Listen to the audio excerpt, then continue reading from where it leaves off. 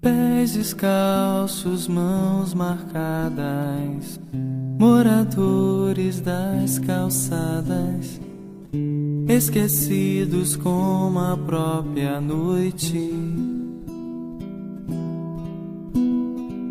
Rosto triste, olhar tão raro, na esperança de um amparo. O silêncio mostra a própria dor.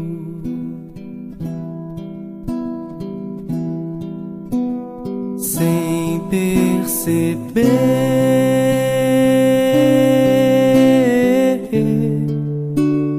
finjo não ver e prefiro evitar. Preciso ter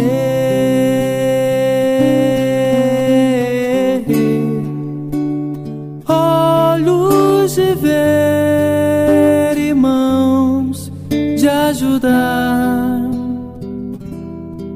e amar como ele amou.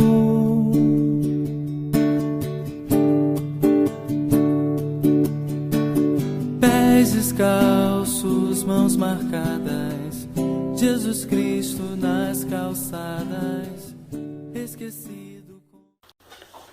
Olá pessoal, sou Moisés Araújo, terapeuta, e estamos de volta com o nosso curso de atendimento fraterno. Agora falaremos do aspecto talvez marcante da função do atendente fraterno, que é a entrevista e o aconselhamento. E entrevistar seria apenas formular perguntas, sugerir assuntos, né, e anotar respostas e informações. Agora, o aconselhamento, né, é uma tarefa mais complexa. Para fazer uma boa entrevista, basta a gente seguir aquelas dicas, né, da aula que foi dada sobre o processo de comunicação. Agora, para fazer um aconselhamento, já existe exige um conhecimento maior, né? É preciso a gente aconselhar bem, né, e saber interpretar corretamente as informações passadas pelo entrevistado. A atividade de aconselhamento hoje é exercida por várias pessoas no intuito de orientar aqueles que necessitam, né? São os padres, os pastores, os professores, os líderes, os terapeutas, coaches e tantos outros profissionais, né, que hoje estão envolvidos, né, com a atividade de aconselhamento. Existe aconselhamento espiritual, aconselhamento acadêmico, técnico, né, profissionais, e o nosso aconselhamento, que seria um aconselhamento mais na área espiritual. Muitos aconselhadores estudam a personalidade humana com grandes mestres como Freud e Jung, né, para fazer ter uma compreensão maior sobre o perfil, né, do comportamento humano. Né? Tanto Freud como Jung, eles são os grandes mestres, né, dessa área da psicologia. Bem, como espíritas, nós poderemos ter o suporte de Joana de Ângeles, né? As obras de Joana de Ângeles, né, psicografadas pelo médium Divaldo Franco, elas trazem um teor muito importante sobre esses aspectos psicológicos. Temos também algumas obras de André Luiz, psicografadas pelo Chico Xavier. É importante que o atendente fraterno busque nessas literaturas o respaldo que auxiliará a compreender o quadro psicológico que se lhe apresenta no entrevistado, de forma a entender melhor o que ele está vivenciando. Mesmo sabendo que o atendente fraterno não é terapeuta e que sua missão é aconselhar segundo o Evangelho Espírita, ele deve saber lidar com essas situações patológicas mais diversas no campo mental. Por exemplo, ansiedade, depressão, angústia, fobia, medo, pensamento suicida, sentimento persecutório, problemas de sexualidade e outras condições humanas que poderão surgir durante o atendimento. Eu gostaria de sugerir alguns livros importantes que poderão ser baixados gratuitamente pela internet. De Joana de Anjos, nós temos a série psicológica. Alguns desses livros são O Homem Integral, Momentos de Saúde, O Ser Consciente, Vida e Desafios, Soluções, Amor Imbatível, Amor, Triunfo Pessoal, Conflitos Existenciais, entre outros, né? Cada livro aborda um aspecto diferente das questões humanas, né? E dizendo o que a gente deve compreender para fazer um bom atendimento, né? De André Luiz nós temos O Nosso Lar, que já se transformou num filme. Temos O Missionário da Luz, No Mundo Maior, que aborda temas de patologias mentais. Temos Sexo e Destino, que fala sobre sexualidade e viciações. Dentre outros livros, né, do autor, que também são importantes, pois apresentam assim, de uma forma romanceada esses aspectos de nossa condição humana. É importante não esquecermos que o atendente fraterno não é psicólogo, psicanalista ou terapeuta, e que não pode tentar assumir esse papel, pois poderá pôr em risco o entrevistado e ainda trazer sérias consequências a si próprio, né? Mas é muito comum que a atividade de atendimento fraterno lhe desperte o interesse para investir em uma nova carreira, numa nova profissão, né? Ele pode querer se qualificar, estudar, mudar de sua área de atuação. E essa base de estudo, como atendente fraterno, vai ser uma grande utilidade para isso também.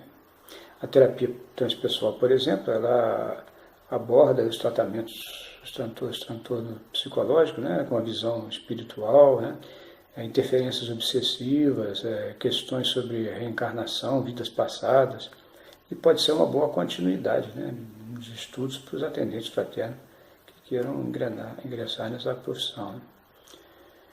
Bem, um dos quadros mais comuns nos atendimentos é a tendência da pessoa querer transferir o seu problema para coisas e pessoas, ao invés de aceitá-los como de sua própria responsabilidade, né? Então, esses já são alguns aspectos psicológicos que nós vamos falar um pouquinho aqui. Nesse grupo estão as pessoas que culparão o governo, os pais, os filhos, o cônjuge, o irmão, o vizinho, todo mundo é culpado, menos ela, né? Então, o atendente fraterno ele tem que habilidosamente ajudá-la a compreender a situação que ela está vivendo e buscar um processo de autoconhecimento, né, para poder levá-la à mudança de comportamento. O atendente deverá fazer com que ela aceite sua responsabilidade sobre si mesma, por sua vida, né, que assuma a consequência dos seus atos, né, de suas escolhas, e não esperar nos outros o que deveria esperar em si mesmo. Mas esse processo, ele não pode ser traumático, ele não pode ser conduzido de forma abrupta, né? O atendente não pode bater de frente com o entrevistado. Ele, ao invés de dizer a culpa é sua, você não agiu da forma certa, ele deve procurar citar um exemplo onde naquela situação poderia ter se evitado, poderia ter agido de outra forma, ou poderia ter sido tomada uma outra decisão. Como, por exemplo, a mulher que descobre que seu marido saiu com outra, aí saiu com uma garota de programa, né, e resolve dar o troco. O filho comete um erro, o pai resolve abandoná-lo. Um erro não justifica o outro. E as consequências sempre poderão ser desastrosas, né? Isso com certeza. Mas o atendente fraterno não pode criar trauma com o atendido, né? Tem que procurar sempre levá-lo a perceber essas questões.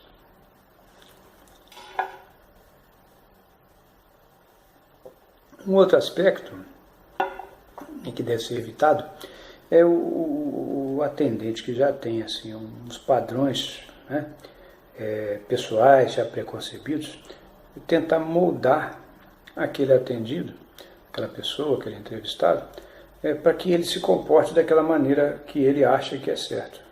Isso está errado, ele está ferindo a individualidade da pessoa. Cada um tem que manter a sua individualidade respeitando o espaço do outro. Sua liberdade de ação e expressão tem que ser preservada. Se eu não uso tatuagens e piercings, né, mas eu vou atender uma pessoa que está cheia de tatuagens e piercings, eu não posso chegar e falar com ela que isso está errado, assim, assim, assado. Eu posso ajudá-la a procurar entender os motivos que estão levando a fazer esses adornos no corpo, né? Que vão, afinal, vão deixar marcas ali no seu corpo, às vezes irreversíveis, né? Então, vamos descobrir com ela o que ela tenta demonstrar com isso, por exemplo, né? Por que ela se sente insatisfeita com o seu corpo, o que ela tenta compensar, o que está lhe faltando, né? Essa seria a postura do atendente fraterno, né? Não é dizer, por exemplo, assim, a pessoa que usa tatuagem fica toda marcada, você já imaginou quando você vai ficar velho? Aí você está entrando num atrito direto com o atendido, né? Isso não pode. Outros problemas, por exemplo, inabilidade social. Pessoas que se sentem diminuídas de alguma forma e que não encontram forças para superar seus desafios mais íntimos, elas preferem criticar e falar mal de outras, que talvez lhe pareçam superiores, porque não temem superar seus próprios obstáculos. Aí elas saem falando, arrumando defeito das outras, criticando, né? Porque elas não conseguem fazer aquilo que aquelas pessoas estão fazendo, talvez em algum campo da sua própria vida. Ou então pessoas muito perfeccionistas, né, que menosprezem as outras, né? São pessoas que precisam aprender a compaixão, né, o respeito humano. Provavelmente, se essas pessoas passassem por uma situação com alguém que detenha mais autoridade sobre alguma coisa, ou mais beleza, ou mais força, né, elas não iam gostar de serem menosprezadas. Isso também é algo que ocorre, né? A gente não pode menosprezar aquele que sabe menos ou está numa condição de inferioridade a nós, né? Pessoas com consciência de culpa são as pessoas que sofrem uma culpa doentia, né? Essas pessoas precisam ser orientadas a compreender seus erros, assumir a responsabilidade pela reparação e se livrarem da culpa, porque a culpa só vai adoecê-los e não vai trazer nenhum benefício, a não ser satisfazer os obsessores que possivelmente estão ali atormentando para aumentar a sua sensação de culpa, né? Bem, meus amigos, várias situações, né, irão surgir, várias possibilidades, mas para todas as respostas estarão nas páginas do Evangelho segundo o Espiritismo, né, que deve ser estudado detalhadamente, né? E os livros recomendados, esses livros da série psicológica, né, de Joana e de André Luiz, eles vão complementar os seus conhecimentos. Mas a solução sempre será dada pela luz do Evangelho, né? Em casos que o atendente perceba que a pessoa está sob assédio espiritual, ele deve aconselhar ao passe, ao culto do Evangelho no lar, a trazer seus familiares para reuniões públicas, na casa espírita, e deverá levar os seus dados, né, como nome, endereço, nome de familiares, para as reuniões mediúnicas, para que na reunião mediúnica também seja avaliado se há algum processo obsessivo naquela pessoa, naquela família. Agora, se o atendente perceber que a pessoa está em desequilíbrio mental, né, tem um desequilíbrio maior, um transtorno psicológico, né, aí além desses procedimentos, né, da terapêutica espírita, ele deve recomendá-la buscar ajuda médica ou psicológica, terapêutica, pois ambos os tratamentos serão necessários para o seu reequilíbrio. Agora, atenção, nunca interfira ou interrompa tratamentos médicos. Nunca suspenda medicamentos ou terapias. Nem os espíritos superiores recomendam essa prática. Caso você perceba que a pessoa talvez esteja melhor, oriente a procurar seu médico para avaliar seu tratamento, se deve ser continuado ou modificado. Okay? Bem, esses aspectos são demasiadamente importantes, por isso recomenda-se que os primeiros atendimentos sejam feitos, né, por uma pessoa supervisionando, ou seja, um atendente ainda inexperiente pode fazer os atendimentos com a supervisão de um atendente mais tarimbado, né? Até a próxima aula. Muito obrigado.